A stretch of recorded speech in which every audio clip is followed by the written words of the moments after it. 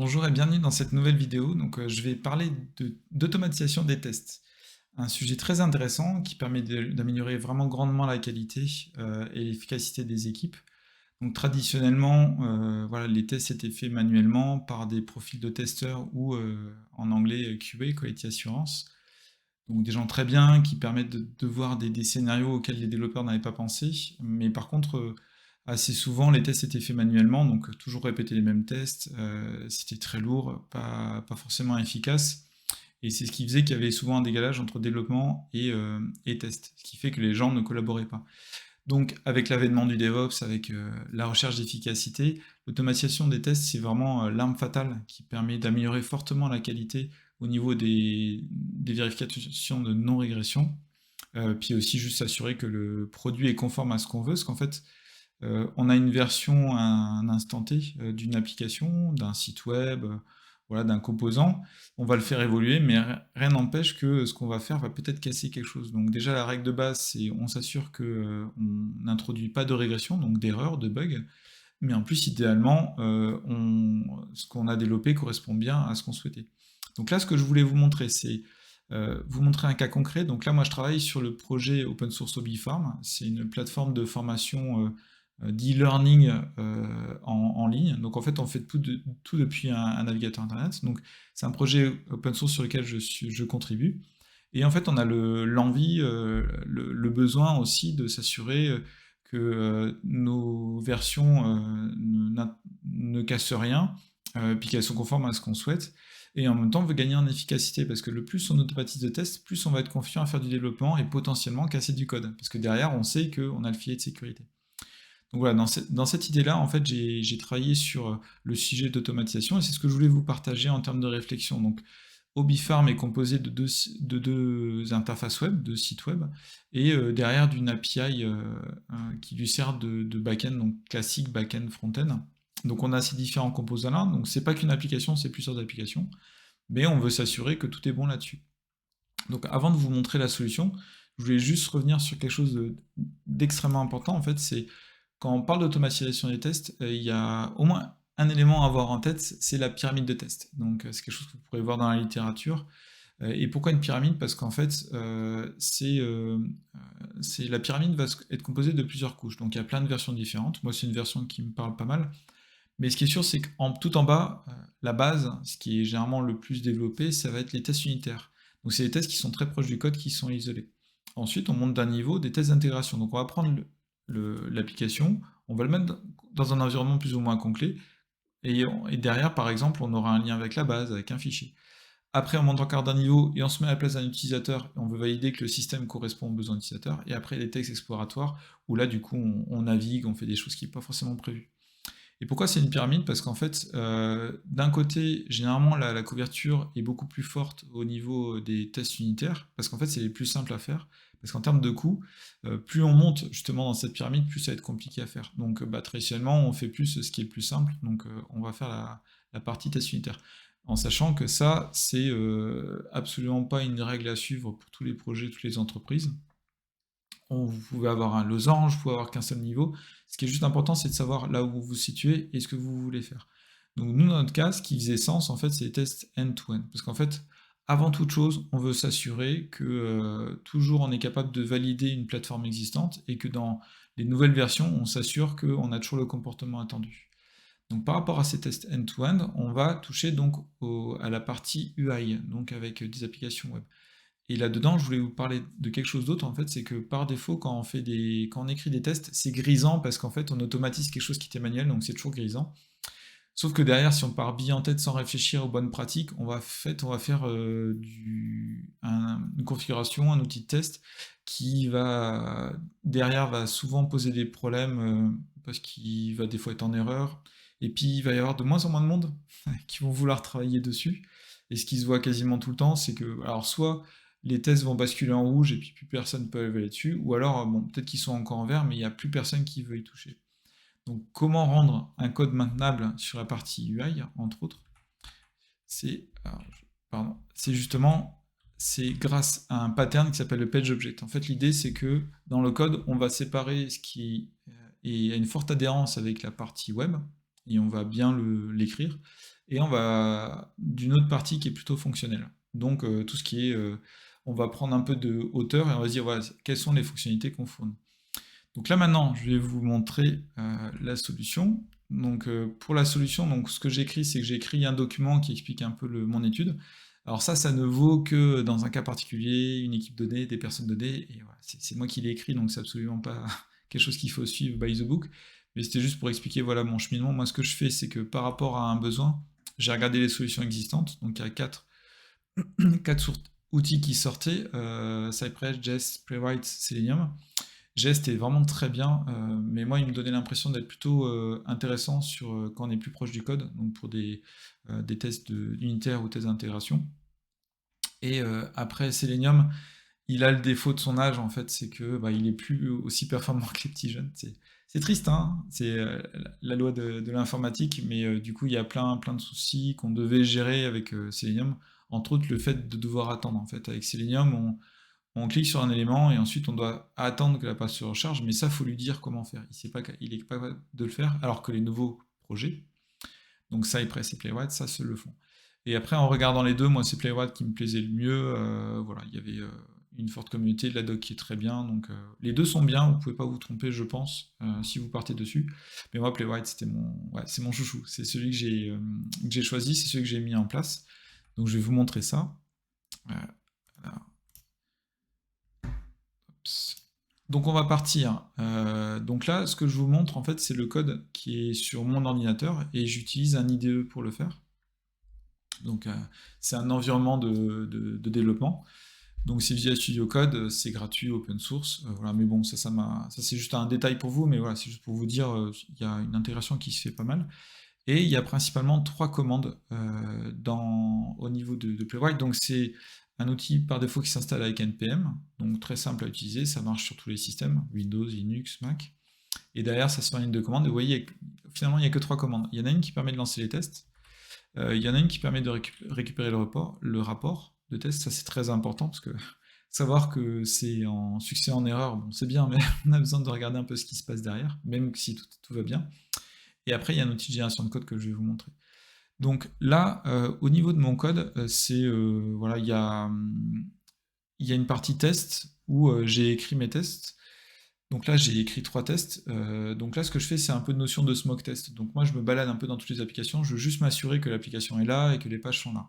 Donc, et là, vous voyez que il y a ce que j'ai mis en place, c'est les page object. Donc c'est des méthodes qui se veulent explicites. J'espère qu'elles le sont si vous le lisez, mais voilà, donc vraiment on est au haut niveau. Là, on n'est pas en train de se dire ok, je clique sur ça, sur ça. Là, non, c'est plutôt le comportement. Je décris le comportement au niveau de comportement utilisateur que je veux tester. Donc là, globalement, c'est le comportement de quelqu'un qui va cliquer sur tous les menus.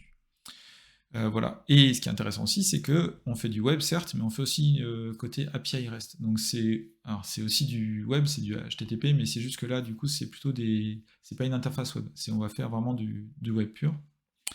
Et ça marche très bien, c'est très bien géré aussi par Playwright. Donc on a ces trois cas-là. Donc ce que je vous propose sans plus attendre, c'est de lancer du coup. Donc on va regarder le readme, toujours important. Un petit copier-coller, voilà, hop. Donc là par défaut, donc il y a plein d'options dans cette commande-là, en fait il va exécuter tous les tests. Donc pourquoi 9 alors que j'ai que 3 tests? En fait c'est parce qu'il par défaut il est configuré pour se lancer sur 3 navigateurs différents. Et rien que là, déjà, ça devrait vous plaire, je pense, parce que ce qui est pas mal là, c'est qu'en plus, on est capable de tester sur des navigateurs différents. Alors maintenant, je trouve qu'il y a moins de problèmes, mais à une époque, il y avait vraiment des soucis de compatibilité suivant tel ou tel navigateur. Donc là, on a les trois par défaut. Donc vous voyez, c'est ouvert, hein, c'est chouette. Mais bon, j'ai quand même envie de voir ce qui se passe. Donc là, je peux lui montrer, ok, show report. Et là, je vois les différents éléments. Donc on voit les trois navigateurs, c'est Chromium, Firefox, WebKit. On a les durées, ça se peut plutôt pas mal, on me permet de voir, et puis on peut aller regarder dedans, voilà, là où on perd du temps, entre guillemets, et on a les différents éléments. Donc ça c'est pas mal, donc ça s'exécute dans la ligne de commande, donc c'est ce qu'on veut, parce qu'on veut pouvoir l'exécuter et l'automatiser, parce qu'en fait, de la même manière qu'il y a plusieurs couches au niveau de la pyramide de test, quand on va exécuter un test automatique, on va le faire aussi de manière dans des scénarios différents. Le premier scénario, c'est moi je suis développeur sur mon projet, je veux m'assurer avant de pousser une nouvelle version que tout est bon. Donc là je veux le lancer en ligne de commande facilement. Ensuite, je veux que quand il y a un autre développeur ou moi-même, je fais une nouvelle version, idéalement, j'aimerais bien qu'on puisse valider que ce qu'il a fait ne casse rien. Donc on veut l'exécuter plutôt dans l'intégration continue. Ensuite, je veux potentiellement régulièrement valider que mes plateformes sur lesquelles tourne l'application, tout se passe bien. Et le dernier, peut-être que je veux pousser très très loin des tests très complets sur la dernière version stable du code. Et tout ça, en fait, toute l'automatisation va faire par des pipelines. Donc ce qui est excessivement important, c'est de pouvoir le lancer en ligne de commande et pouvoir générer un rapport qu'on va publier. Donc là, c'est bon, check, ça on y arrive. Et dedans, si on veut regarder un peu le code, donc je suis désolé, je veux surtout pas perdre ceux qui sont moins à l'aise avec le code, mais c'est juste pour vous montrer, voilà, dans une explication. Donc déjà là, je sais que ça peut paraître barbare, mais comment en fait on fait? Donc là, je sais pas si vous vous souvenez, donc PageObject, on a du code qui est plutôt métier, expérience utilisateur, et il y en a un autre qui va plutôt mapping avec des pages, et c'est ce qu'on a ici. Donc là, vous voyez donc il y a Pages et Resources. En fait, j'ai appliqué la même pratique de PageObject, mais pour l'API. Donc en fait, une ressource, c'est une classe, et là, une page, c'est une classe. Et c'est réparti par application. Donc là, par exemple, la page configuration, on voit qu'il y a des locators, c'est ce qui va permettre de faire des interactions avec l'UI, et on voit que c'est fait à un seul endroit, et ça c'est extrêmement important. Comme ça, si jamais dans le futur il y a quelqu'un qui touche à la page, c'est extrêmement simple d'aller voir et de modifier ce qu'il faut. Et là, ce qui est bien, voilà, c'est qu'on fait bien le mapping entre ce qu'on va faire côté UI et ensuite la fonctionnalité qu'on délivre. Donc là, on veut ouvrir une pop-up sur la partie environnement, voilà, c'est ce qu'on veut faire. On n'a pas besoin de savoir ce qu'il y a derrière, mais nous, on sait qu'il faut cliquer sur ces deux boutons-là. Et ce que je vous disais tout à l'heure, ce qui est top avec Playwright, c'est qu'on n'a pas besoin d'attendre. Voilà, à aucun moment je lui dis bah attends que ça se charge et tout ça. Non, non, ça c'est intégré au framework. Ça c'est vraiment une aide, ce qui fait que le code est vraiment très simple. Donc là on a les différents éléments. Et pareil, sur la partie API, c'est juste que ça va être un peu différent. Là on va faire une requête post. Mais voilà, ça se fait très bien. En termes de projet, voilà, d'impact, il y a juste le projet Playwright Test à mettre. Et puis après, il y a .env, en fait, c'est ce qui permet... donc tout ça, c'est drivé par des variables d'environnement. Mais en local, ce qui est pas mal, c'est d'avoir un fichier plutôt que de voir ces variables-là. Donc voilà, il y a juste à remplir ça, et hop, vous êtes opérationnel pour lancer les tests, ce qui est plutôt sympa. Tac. Et en plus, en termes d'aide en fait aussi à l'écriture, il y a là dans Visual Studio Code, il y a une extension, donc ça c'est plutôt sympa. Donc là vous voyez testing, et là en fait je retrouve les différents éléments. Et puis vous allez pouvoir me dire, ah bah très bien, il me montre en ligne de commande que tout est vert, mais bon, peut-être que ça fait rien. Alors justement, c'est une bonne question. Donc là ce que je vais faire, c'est que j'ai bien coché Show Browser, je me mets voilà, sur des tests UI plutôt parce que côté web ça sera moins intéressant. Et là ce que je fais c'est que ok, bah, run, lance-moi le test. Et j'ai coché sur la partie navigateur. Et voilà, on voit que ça s'exécute. Ça va très vite parce qu'en fait il n'y a pas d'attente. Et là on est bon. Donc ça c'est top. Et même on peut même pousser encore le bouchon un peu plus loin. Si par exemple, ce qui peut arriver assez souvent, c'est qu'on comprend pas, on pense qu'on a fait quelque chose qui doit aller, et puis on a une erreur qui est pas forcément facile à investiguer. Du coup, moi, ce que je fais, voilà, on peut mettre un breakpoint, donc mettre là, et puis ce que je fais, donc je vais dessus, donc je peux le refaire de là hein, si je veux, mais voilà, c'est juste pour vous montrer. Donc là, je fais debug, donc c'est pour ça qu'il y a un petit insecte. Et ça, c'est du très classique, c'est ce qu'on a l'habitude en fait dans le monde du dev. Et on voit qu'il s'arrête. Donc ça, c'est top. Et puis là, bah, du coup, je vais dire, ok, ben, avance d'un niveau. Et on voit qu'il navigue. Donc là, ça c'est extrêmement intéressant parce que si jamais vous avez un bug, en fait, on peut faire tout ça. Comment démarrer? Donc là, je vous ai expliqué, il y a pas mal de choses qui sont bien, il y a un exemple de code qui marche bien, mais comment vous pouvez démarrer? Donc la première des choses, ça sera déjà d'aller sur le site pour en savoir plus. Donc là, c'est playwright.dev. Il y a une doc qui est très bien faite. Il y a aussi un projet sur GitHub derrière que vous pouvez regarder. Et derrière, bon, donc il y a le Get Started. Pour installer, voilà, c'est une ligne de commande. Ça va générer tous ces fichiers-là. Il n'y en a pas beaucoup. Donc là, vous avez déjà une ossature, voilà, un squelette d'application qui est déjà généré pour vous. C'est déjà sympa. Et après, comment faire le premier test? Bah, moi, je vous encourage à utiliser ce CodeGen avec certaines limitations, mais voilà, on a cette troisième commande dont je vous avais parlé. Donc CodeGen, en fait, ce qui va se passer, c'est qu'il va ouvrir un navigateur et une fenêtre avec un bout de code. et du coup, ce qui se passe, c'est qu'on va interagir avec le navigateur. Donc, admettons que je suis responsable du site web de Playwright, donc je vais aller sur playwright.dev. Je veux m'assurer que la navigation se passe bien, qu'on peut aller dans Doc, API, Community, tous ces éléments-là. Je fais une recherche, par exemple, je pars à la capture. Voilà, je m'assure que tout est bien. Et en fait, je ne sais pas si vous avez remarqué, mais dans la deuxième fenêtre, en fait, il a enregistré toutes mes actions. Et on voit bien go to role, on voit tous les liens, doc, on voit la recherche. Et en fait, ça c'est une façon très simple en fait de partir d'une page blanche. Voilà, si c'est quelque chose qui n'est pas évident pour vous, il n'y a aucun souci. Vous pouvez prendre, copier-coller vraiment le code et il va marcher dans votre base de code de test. La seule subtilité que je vous recommande en fait pour avoir du code maintenable, c'est d'avoir cette approche page object. Donc en fait, c'est vous copier-coller et puis après on répartit dans des classes. Voilà, et vous pouvez utiliser des exemples existants. Donc voilà, donc on a tous les éléments qui sont réunis pour démarrer une solution de test automatique sur quelque chose qui est maintenable.